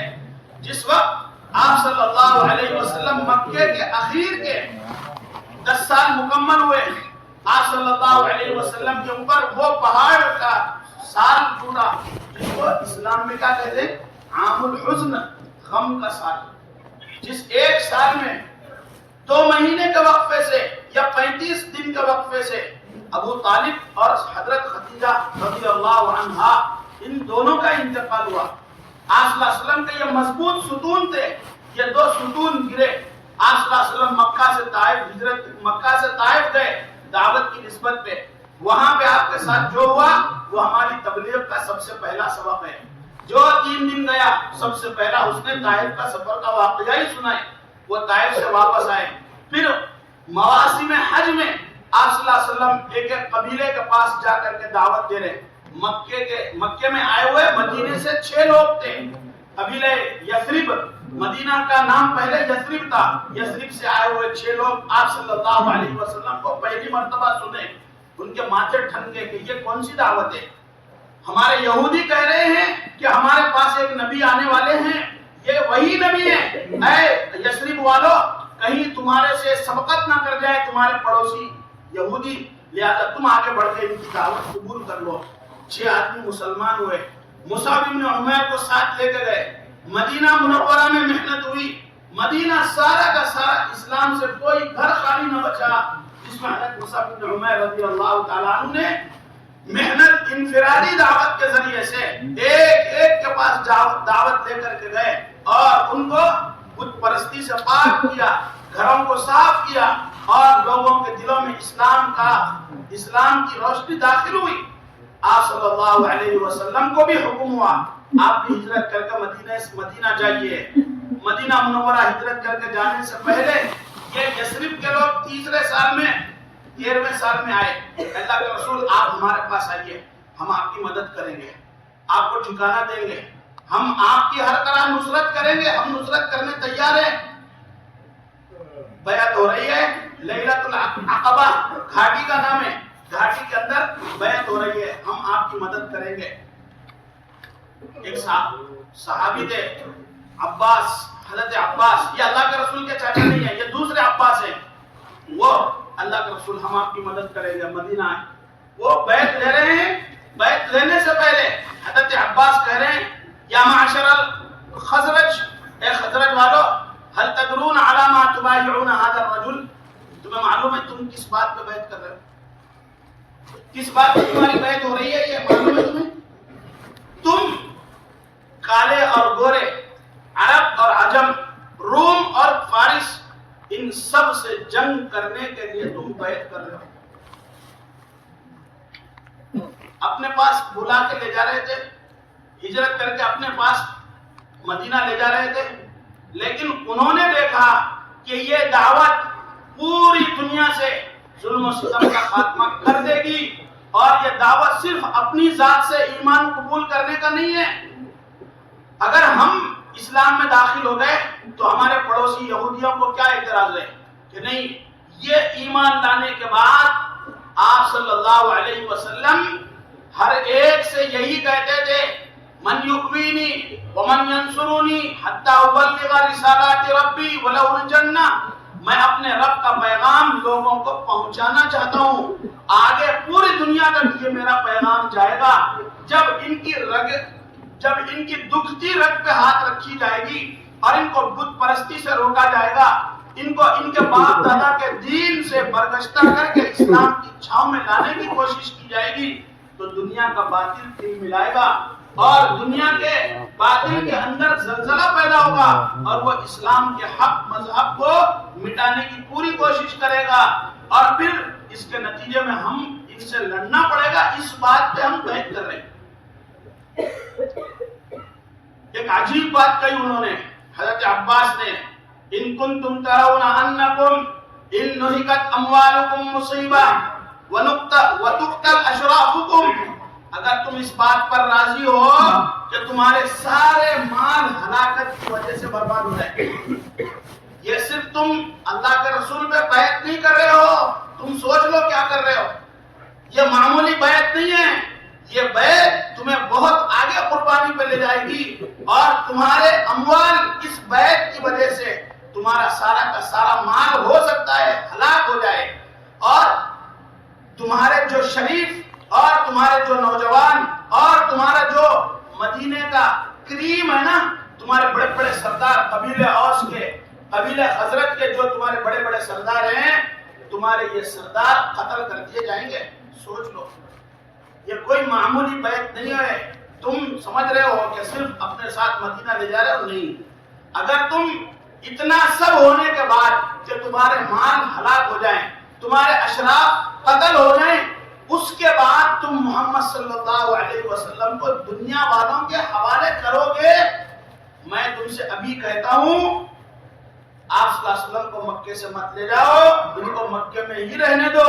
اگر تم اپنے مال ہلاک ہونے کے بعد اور تمہارے اشراف کے قتل ہونے کے بعد بھی تم نے محمد صلی اللہ علیہ وسلم کو مشرکین کے اور دوسروں کے حوالے کیا, فَهُوَ وَاللَّهِ خِزْيُ الدُّنْيَا وَالْآخِرَةِ, تمہاری دنیا اور آخرت کی رسوائی ہے. کتنی بڑی بات کہی, ذرا سوچے ہم اور آپ کہ یہ محنت, یہ دعوت, آپ صلی اللہ علیہ وسلم کے دین کا ساتھ دینے کا وعدہ اور اس پر اپنے مال اور جان کو لگانے, قربانی کے ساتھ کھڑے ہونے کا جو وعدہ ہے, یہ معمولی نہیں ہے. یہ ساری دنیا کی دشمنی اپنے اوپر مول لینے کی بیعت ہے. اس کے باوجود بھی اگر تم لے جانے کو تیار ہو تو سوچ لو, اگر مدد نہیں کر سکتے, آپ صلی اللہ علیہ وسلم کی نصرت نہیں کر سکتے, ابھی تم لے کے نہیں گئے ہو, اور آپ صلی اللہ علیہ وسلم مکہ چھوڑے نہیں ہیں, تم رہنے دو, ان کو یہی رہنے دو. اگر وہاں لے جانے کے بعد تم نے ساتھ نہ دیا تو تمہاری دنیا اور آخرت کی رسوائی ہے. اور تم لے کے گئے, تمہارے مال ہلاک ہو گئے اور تمہارے اشراف قتل ہو گئے, پھر بھی تم نے ان کو ان کے حوالے نہیں کیا اور ان کی حفاظت کی جیسے ان کی حفاظت کا حق ہے, تو پھر تم خوش ہو جاؤ, دنیا اور آخرت کی ساری خیر اور بھلائی تمہارے دامن میں آ جائے گی. یہ دو تمہارے سامنے راستے, کون سا راستہ چنو گے؟ انہوں نے کہا نہیں, اب تو بیعت ہو چکی ہے, اب ہم راضی ہو چکے ہیں, ہم مدد کریں گے. نمنع مما نمنع انفسنا, اللہ کے نبی جیسے ہم اپنے جانوں کی حفاظت کرتے ہیں ایسے آپ کی حفاظت کریں گے, جیسے اپنے بچوں کی حفاظت کرتے ہیں آپ کی حفاظت کریں گے, جیسے اپنی بیویوں کی حفاظت کرتے ہیں اس سے بہتر آپ کی حفاظت کریں گے, آپ ہمارے ساتھ چلیے. ایک صحابی کھڑے ہوئے, اللہ کا رسول میں بھی کچھ کہنا چاہتا ہوں. جی فرمائیے کیا بات ہے؟ کہا اللہ کا رسول میرے دل میں ایک کھٹک ہے, میرے دل میں ایک سوال ہے. سوال یہ ہے کہ آج ہم آپ کو مکے سے مدینہ لے جا رہے ہیں اور ہم آپ کی مدد اور نصرت کا وعدہ کر رہے ہیں. ایک دن آئے گا ہماری اس مدد کی برکت سے اور ہمارے اس ساتھ دینے کی وجہ سے آپ کا دین دنیا میں غالب ہو جائے گا اور اللہ تبارک و تعالی آپ کو غالب کر دیں گے. میرے دل میں سوال یہ ہے, انتر کیا الی قومک وتدعونا, کیا آپ اپنی قوم میں واپس آ کر کے ہمیں چھوڑ دیں گے؟ کیا محبت بڑا جملہ ہے. اللہ تبارک و تعالیٰ آپ کے دین کو دنیا میں غالب کر دے اور آپ کا دین دنیا میں رہے, آپ اپنی قوم میں آ جائیں گے اور ہمیں چھوڑ دیں گے مدینے میں. آپ فتبسم رسول اللہ صلی اللہ علیہ وسلم، اللہ کے رسول صلی اللہ علیہ وسلم مسکرا کے کہنے لگے تمہارے ساتھ ہی جینا ہے، تمہارے ساتھ ہی مرنا ہے، میں اپنے وطن کو واپس آنے والا نہیں ہوں۔ کہنے لگے ہاتھ بڑھائیے، میں بھی آپ کے ہاتھ پہ بیعت کرتا ہوں، میں بھی آپ کا ساتھ دوں گا۔ چنانچہ جب یہ بیعت مکمل ہوتی ہے، مدینہ منورہ آپ صلی اللہ علیہ وسلم تشریف لائے ہیں، مدینہ سارا خوش ہے کہ ہمارے درمیان اللہ کے رسول صلی اللہ علیہ وسلم آئے ہیں۔ بچیاں خوشی میں دف بجا رہی ہے، طلع البدر علینا کے ترانے مدینے میں گائے جا رہے ہیں۔ ابھی زیادہ دن نہیں گزرے، سن 3 ہجری کا ابھی 2 سال گزرے ہیں۔ پہلے سال سے ہی آپ صلی اللہ علیہ وسلم نے جماعتیں بھیجنا شروع کیا، لیکن تیسرے سال میں بدر کا واقعہ جب پیش آیا ہے، آپ صلی اللہ علیہ وسلم 313 صحابہ کو لے کر کے جا رہے ہیں۔ رمضان کا مہینہ ہے، فقر و فاقے کے ساتھ ہیں، سواری ساتھ صحیح ڈھنگ کی نہیں ہے، ہتھیار لڑنے کے لیے کچھ نہیں ہے، لیکن اللہ تبارک و تعالی نے مدینہ سے نکال کر کے بہت دور جانے کے بعد صورتحال سامنے پیش آئی۔ آپ صلی اللہ علیہ وسلم نے مشورہ کیا، بتاؤ اب کیا کرنا ہے، اب کیا کریں، مدینہ واپس جائیں یا آگے بدر تک جائیں؟ کیا رائے؟ صدیق اکبر اٹھ کے رائے دے رہے ہیں، حضرت عمر رائے دے رہے ہیں، اور مہاجر صحابہ رائے دے رہے ہیں۔ آپ صلی اللہ علیہ وسلم پوچھ رہے ہیں عجیبونی عجیبونی، مجھے رائے دو، مجھے رائے دو۔ تو لوگ سمجھ گئے اللہ کے رسول یہ مدینے کے لوگوں سے پوچھنا چاہ رہے ہیں، کیوں؟ یہ میرا ساتھ دینے کا وعدہ کیے تھے مدینہ کے اندر رہ کر کے، اب میں مدینے کے باہر ہوں، کیا ابھی بھی تم میرا ساتھ دو گے یا ساتھ نہیں دو گے؟ یہ پوچھنا چاہ رہے تھے۔ تو صحابہ مدینہ انصار میں سے کھڑے ہوئے کہنے لگے اللہ کے رسول آپ مجھ سے پوچھنا چاہتے ہیں کہ ہاں میں تمہیں سے پوچھنا چاہ رہا ہوں، کیوں؟ میری مدد کا وعدہ تو تم نے کیا تھا، یہ تو مہاجر تھے، مکے سے آگے تھے ہجرت کر کے، نصرت کا وعدہ کس نے کیا تھا؟ تم نے کیا تھا، تم بتاؤ۔ انہوں نے کہہ رہے اللہ کے رسول ہم نے آپ سے اس وقت وعدہ کیا تھا جب ہم آپ کو ابھی پوری طرح پہچانے نہیں تھے، ہم آپ کو ابھی پوری طرح پہچانے نہیں تھے، آج ہم آپ کو پہچان چکے ہیں۔ خذ من اموالنا ما شئت، 1,00,000 2,00,000 5,00,000 خرچے کی جماعت کا سوال نہیں ہے۔ کہنے لگے اللہ کا رسول یہ ہمارا مال ہے، لے لیجئے، جو لینا چاہتے ہیں لے لیجئے، ہمارے لیے جو چھوڑنا چاہتے ہیں چھوڑ دیجئے، جو لے کر کے آپ اللہ کے دین پہ لگا لیں گے وہ مال محبوب ہے، جو ہمارے پاس رہ گیا وہ محبوب نہیں ہے۔ اور پھر اتنا ہی نہیں، اگر آپ ہم سے کہیں گے کہ ہم برق الغماد بہت دور فاصلے پر، کتنی دور آپ لے جانا چاہتے ہیں آپ ہمیں لے جائیں، اگر آپ ہمیں حکم دیں پہاڑوں سے گر جائیں ہم پہاڑوں سے گرنے کو تیار ہیں، سمندر میں چھلانگ لگائیں ہم چھلانگ لگانے کو تیار ہیں۔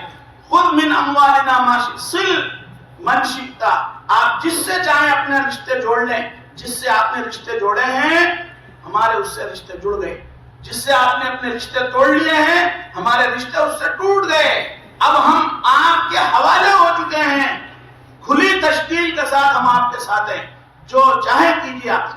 آپ صلی اللہ علیہ وسلم کا چہرہ چمکنے لگا، انصار کا یہ جواب سنے آپ صلی اللہ علیہ وسلم کیا کہنے لگے، اللہ کا رسول ہم آپ سے یہ نہیں کہیں گے جیسے موسیٰ علیہ السلام نے اپنے بنی اسرائیل نے موسیٰ علیہ السلام سے کہا تھا اذهب انت وربك فقاتلا انا هاهنا قاعدون، اے موسیٰ تم اور تمہارا رب دونوں جا کے لڑو، ہم یہاں بیٹھے ہوئے ہیں۔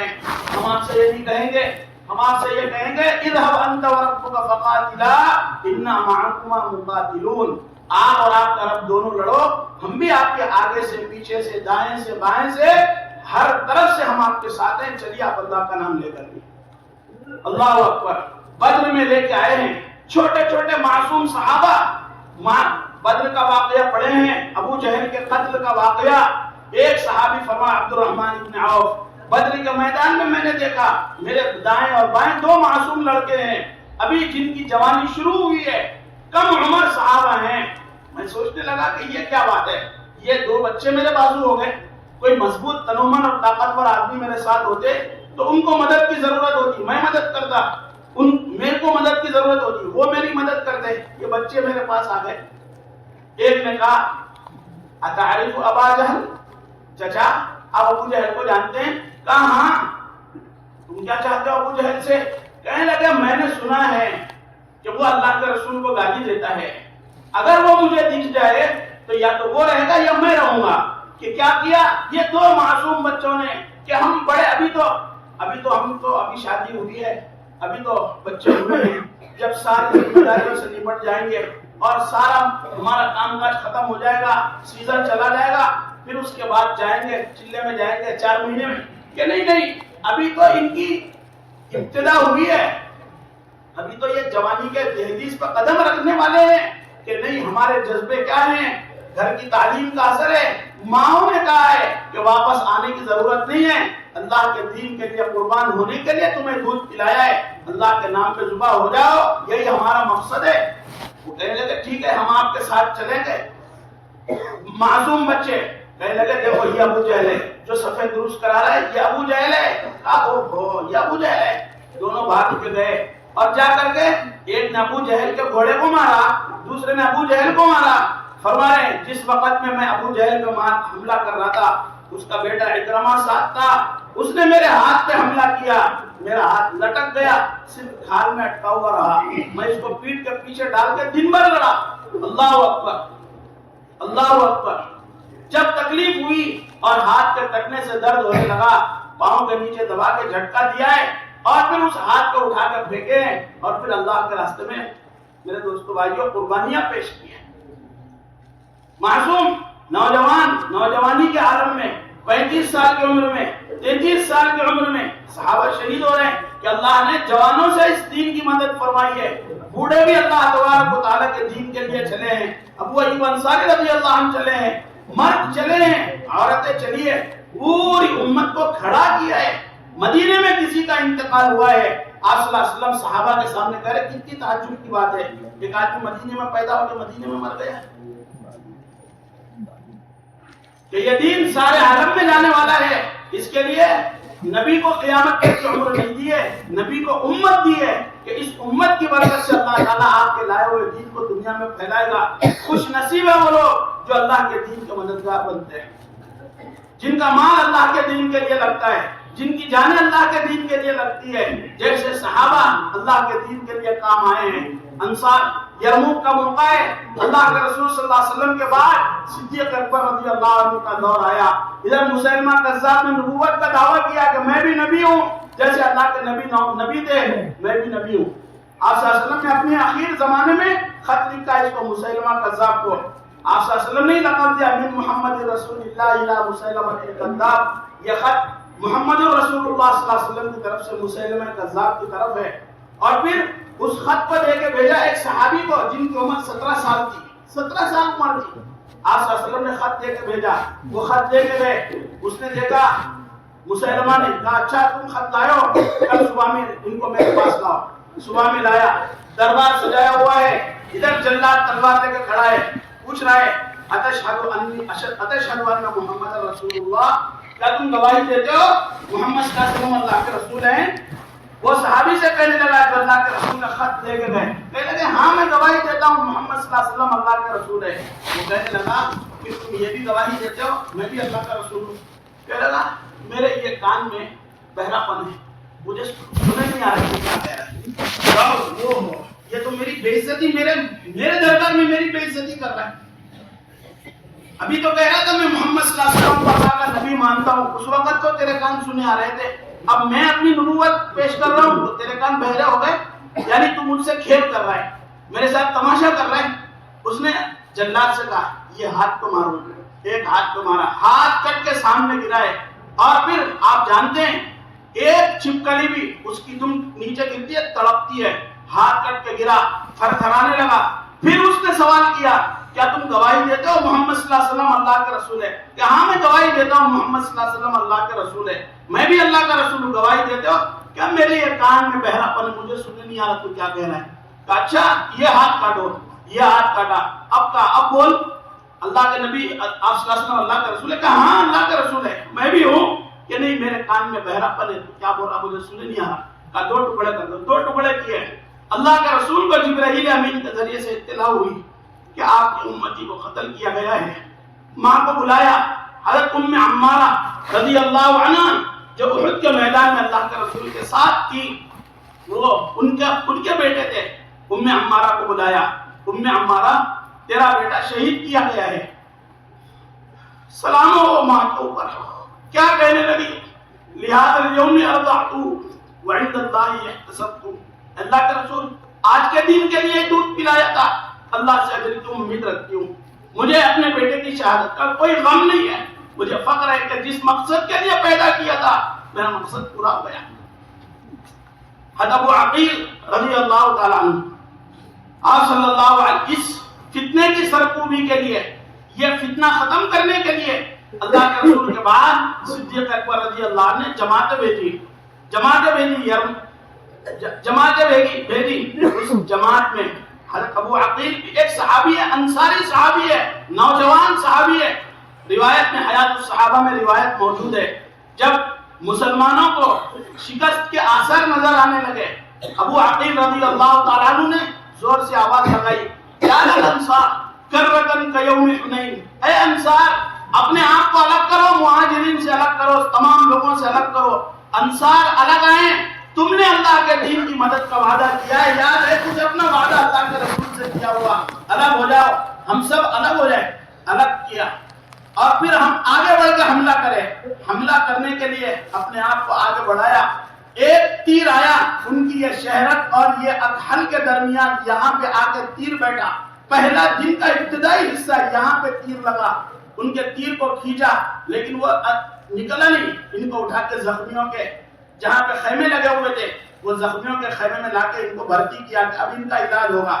اب ادھر لڑائی چل رہی ہے، لڑائی چلتے چلتے ایک آواز ان کے کان میں آئی، یا الانصار، یہ ایک زخم نہیں تھا اور 14 زخم جسم پہ تھے، یہ ایک زخم کی وجہ سے گہرا زخم تھا جو اندر گھسی ہوئی تیر تھی، باقی اور 14 زخم تھے، یہ لیٹے ہوئے، ایک آواز ان کے کان میں پڑی، یا الانصار، اے انصار، وہ اپنے آپ کو اٹھانے لگے، اپنا ایک کپڑا لیا، اپنی کمر پہ باندھنے لگے، ایک صحابی کہتے ہیں میں نے پوچھا ماذا تريد یا ابا عقیل ماذا تريد، کیا چاہتے ہو؟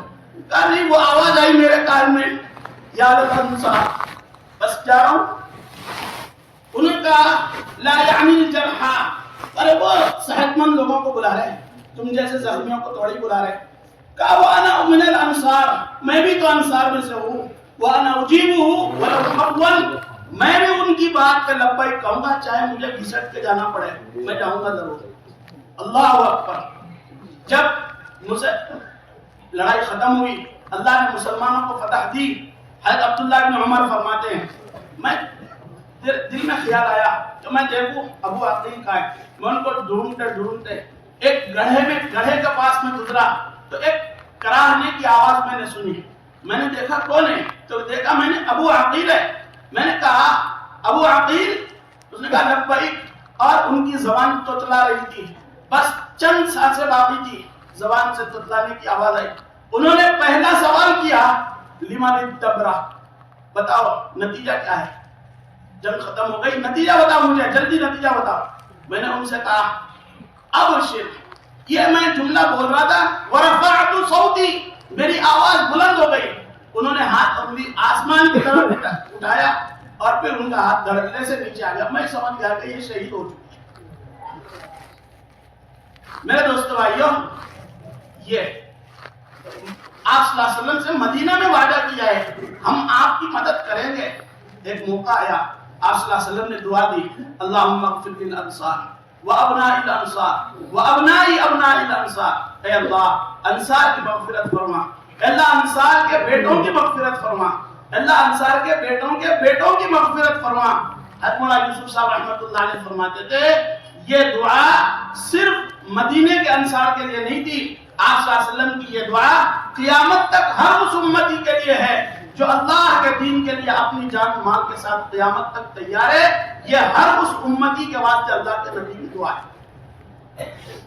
دوستوں بزرگوں، چلے 4 مہینے 5 ماہ 2 ماہ یہ تو کوئی تشکیل نہیں ہے، یہ تو ہمارے ضعف کی وجہ سے ایک نصاب مقرر کیا ہے، ورنہ تو پورا جان پورا مال ہے، پورا جان۔ آپ بتاؤ کئی 4 مہینے کئی چلہ، یہ اللہ کے نبی نے بنایا تھا کہ نہیں بھیج رہے ہیں جعفر ابن ابی طالب کو، کہاں بھیج رہے ہیں؟ وہ ملک شام بھیج رہے ہیں. کس سے؟ وہ اس زمانے کے سپر پاور سے.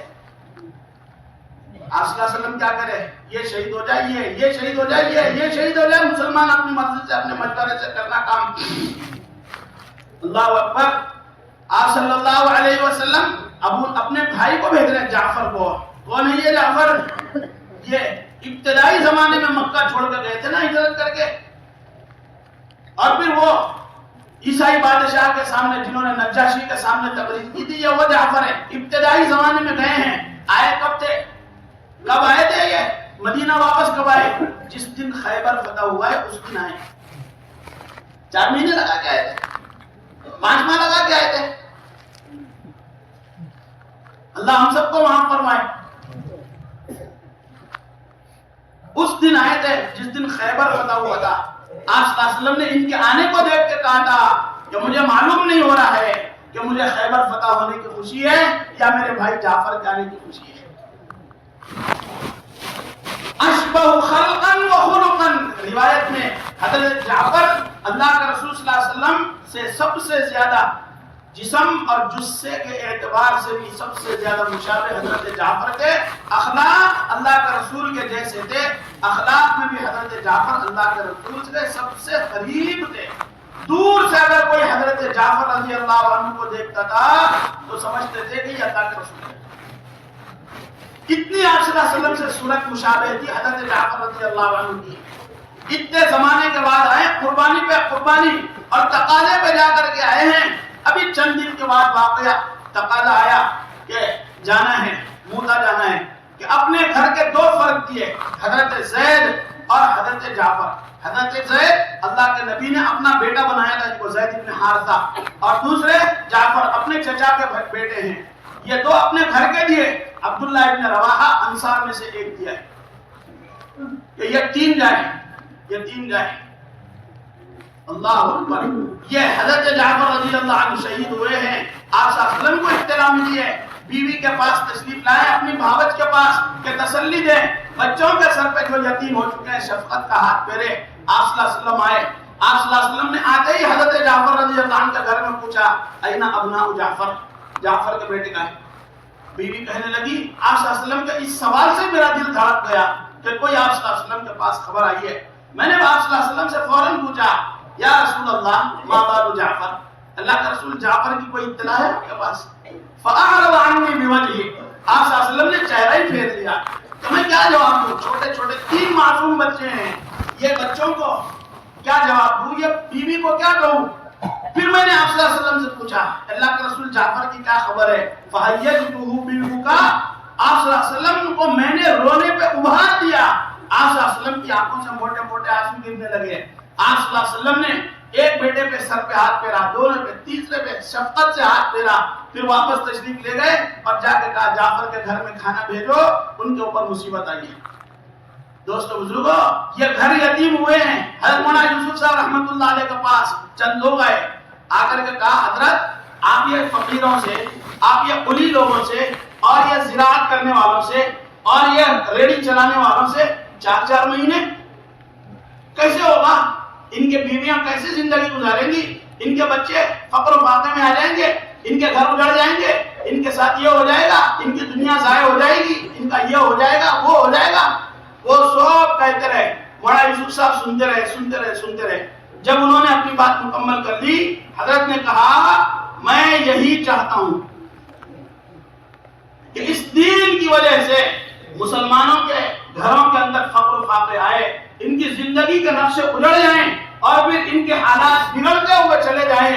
ان کی قربانیاں اللہ کے دین کے لیے جب پڑیں گی اور یہ اللہ کے دین کے لیے جب اپنے مال و جان کی قربانی دیں گے اور دنیا میں ان کی برکت سے اللہ دین زندہ کریں گے. دوستو بزرگوں، یہ اللہ کی سنت قدیمہ ہے. یہ آپ صلی اللہ علیہ وسلم کی عین سنت ہے، بالکل عین سنت ہے. حضرت مولانا یوسف صاحب کے بیانات میں ہے جس زمانے میں مہاجرین ہجرت کر کے آئے تھے مدینہ منورہ کو، اس زمانے کا حال، اس زمانے کے حالات اور اس زمانے کے تقاضے ایسے تھے 10 سال تک آپ صلی اللہ علیہ وسلم کسی صحابی کو مدینے کے باہر جانے کی اجازت نہ دیتے کہ یہاں پہ رہو، اپنی دنیا بناؤ. کوئی 10 سال جانے کی باہر اجازت نہ ہونی چاہیے تھی ان کے حالات کے اعتبار سے. سورس آف انکم نہیں تھے، آمدنی کے ذرائع نہیں تھے، گھروں میں فاقے تھے، کپڑے نہیں تھے، پیر پہ چپل نہیں تھی، سر پہ جھوپڑا نہیں تھا، حالات میں مبتلا تھے، دنیا کے نقشے بگڑ رہے تھے. ان حالات کی وجہ سے یہ تقاضا تھا کہ 10 سال گھر کے باہر کسی کو جانے کی اجازت نہ ملتی کہ نہیں اپنے پہلے دنیا بناؤ. لیکن آپ صلی اللہ علیہ وسلم نے کسی کو بیٹھنے نہیں دیا کہ بیٹھنا مت. قربانیاں دیتے دیتے دیتے دیتے جب اللہ تعالیٰ کی طرف سے مدد اور نصرت کے دروازے کھلے ہیں، اسلام میں فوجوں کی فوجیں داخل ہوئی ہیں، اور پھر اسلام کا پھریرا لہرایا ہے سارے عالم میں، صحابہ کے ذہن میں خیال آیا کہ اب تھوڑا سا خروج بند کر دیں، اب تھوڑا سا رک جائیں، اب اپنی کھیتی بھی دیکھ لیں، اپنے باغات سدھار لیں، اپنی آمدنی اپنی تجارت کی طرف توجہ دیں. 6 مہینے صرف 6 مہینے اللہ کا رسول اپنی دنیا کی طرف توجہ دینے کی اجازت دیتے. 6 مہینے بس. ایسا نہیں ہے کہ ہم سالوں رک جائیں گے، ہم مہینوں خروج بند کر دیں گے، نہیں، صرف 6 مہینے کی اجازت دے.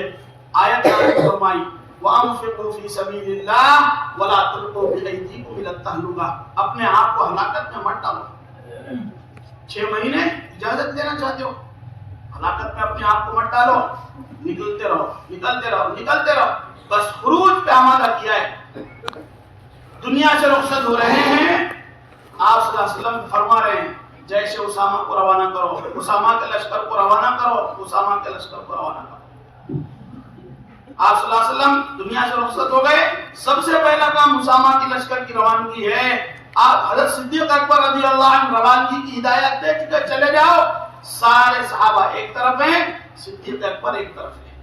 کوئی حضرت ابو بکر رضی اللہ عنہ کی ہاں میں ہاں ملانے والا نہیں ہے کہ ہاں آپ صحیح کر رہے ہیں اسامہ کے لشکر کو روانہ کر کے، کہ نہیں، اکیلا ابو بکر اسامہ کے لشکر کو روانہ کر کے رہے گا. روانہ کیا.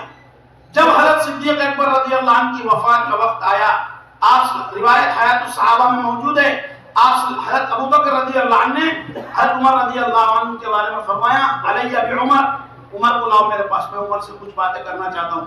ان کو نامزد وزیر اور نامزد خلیفہ مقرر کر دیا کہ حضرت ابو بکر رضی اللہ عنہ نے عمر کو بلا. عمر کو بلایا، بلا کے کہا عمر، وہ دن تم نے دیکھا ہے جب دنیا سے اللہ کے رسول کی رحلت ہوئی ہے اور آپ صلی اللہ علیہ وسلم دنیا سے پردہ فرمائے، اور تم نے دیکھا میں نے اس دن کیا کیا تھا؟ میں نے اسامہ کے لشکر کو روانہ کیا کہ نہیں کیا؟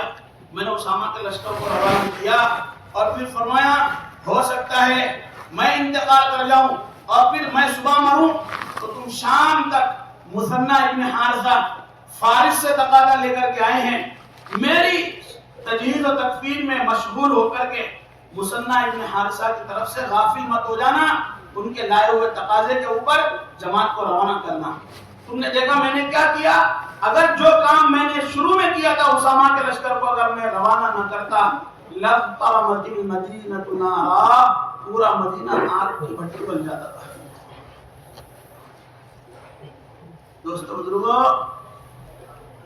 اللہ مجھے اور آپ کو یقین نصیب فرمائے، اللہ ہم سب کو اس کا یقین نصیب فرمائے کہ امت کی ہمارے حضرت کہتے نا اللہ کے راستے کا خروج، اور پھر وہ بھی پیدل خروج اللہ کے راستے کا، کہ یہ صحابہ جتنی کثرت سے نکلتے تھے، ان کے خروج، ان کے پیدل خروج کو دیکھ کے مشرکین کے چہرے بدل جاتے تھے.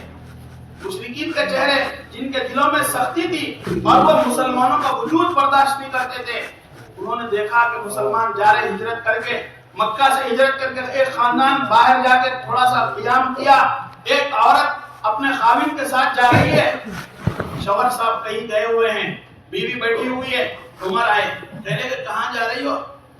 کہا مدینہ جا رہے. تم نے ہمارا مکہ میں کتنا حرام کر دیا ہے، ہم مدینہ جا رہے ہجرت کر کے. اکیلی؟ کہ نہیں، میرا شوہر بھی میرے ساتھ ہے. عمر رضی اللہ عنہ چلے گئے. پھر اس کے بعد آگے نہیں، دوسرے ان کا آپ صلی اللہ علیہ وسلم کے جب ان کے شوہر آئے تو انہوں نے دیکھا کہ یہ ان کا بیوی صاحبہ بیٹھی ہوئی ہے. شوہر سے کہتا کہ تم بہت دیر کر دیے، اگر تم تھوڑی دیر پہلے آتے عمر کا چہرہ دیکھتے تو کہنے لگی، شوہر سے کہنے لگے، شوہر صاحب کہنے لگے بیوی سے، کیا تمہیں عمر کے اسلام میں امید ہو گئی ہے کہ عمر بھی اسلام لے آئیں گے. یہ مدینہ کی ہجرت کی نہیں، حبشہ کی ہجرت کی بات ہے. انہوں نے کہنے لگے ہاں مجھے ایسا لگ تو رہا ہے کہ عمر ہجرت کرے، عمر بھی اسلام میں آئیں گے. کہا نہیں ایسا نہیں ہو سکتا. خطاب کا گدھا تو مسلمان ہو سکتا ہے، خطاب کا بیٹا مسلمان نہیں ہو سکتا. حیات الصحابہ میں روایت موجود ہے. ان کے خروج، اللہ کے راستے کا پیدل خروج، یہ اس زمانے کا جو سخت سے سخت کفر اور شرک تھا، ان کے چہرے بگڑ جاتے تھے، ان کے چہرے بدل جاتے تھے ان کے خروج کو دیکھ کر کے. دوست بزرگوں، یہ سنت اللہ تعالیٰ کی ہے کہ جب دین کے لیے اپنا مال و جان لگا کر کے قدم اٹھاؤ گے، اللہ تعالیٰ حالات کو تمہارے موافق کرتے چلے جائیں گے. حیات الصحابہ 3 جلدیں ہیں. پہلی جلد اس کی ابتدا کہاں سے ہے؟ الدعوت الی اللہ، اللہ کی طرف دعوت دینا. آخری 19 ابواب ہیں حیات الصحابہ کے اندر. اخیر کا جو باب ہے نا، تأییدات غیبیہ. مولانا یوسف صاحب رحمۃ اللہ علیہ نے حیات الصحابہ کو شروع کیا ہے دعوت الی اللہ سے اور ختم کیا ہے تأییدات غیبیہ پر. شروع اور آخر میں کیا مناسبت ہے کہ دعوت پہ کھڑے ہو گئے، غیبی تائیدات بھی لگی. اس کے بغیر اللہ کی طرف سے غیبی مدد اور نصرتوں کا کوئی وعدہ نہیں ہے. اللہ ہم سب کو اس کا یقین نصیب فرمائے. اس کے لیے الحمدللہ اللہ نے ایک راستہ دیا ہے. اللہ تعالی ہمارے بڑوں کی قبروں کو نور سے منور فرمائے، جنہوں نے جو ہے امت کے حال پہ، امت کے حالات کو دیکھا، رات رات کر روئے اور امت کے لیے اللہ تعالیٰ سے یہ کام کو میرے دوستوں بھائیوں شروع کرائے. اس کے لیے میری آپ کی سب کی اس وقت میں نیت کیا ہے کہ میں 5 ماہ بیرون کے لیے جن کے 3